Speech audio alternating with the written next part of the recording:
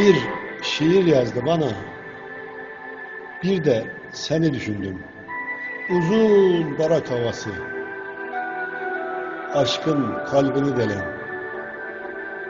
çığlık yaka yakaya, bağırdıkça bağırdım. Bir şiir yazdım ona, bir de seni düşündüm.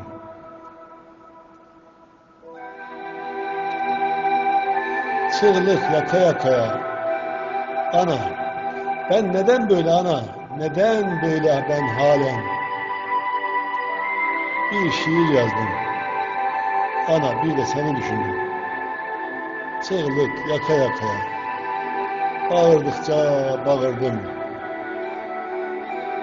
Hangi karanlıklarda kirli yüzler koşturur, körlerin aynasında oldum atsız kahraman. Şu şair sokağına şiir beni koşturur.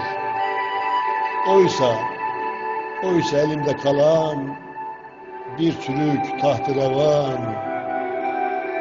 Hangi karanlıklarda kirli yüzler koşturur. Şu şair sokağına şiir beni koşturur.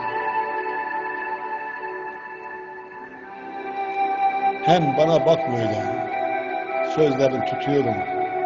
Vezin yıkık, söz bozuk, yürüyorum kendimce.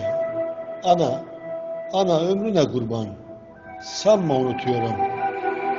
Yaşmağın öpüyorum hayalime gelince.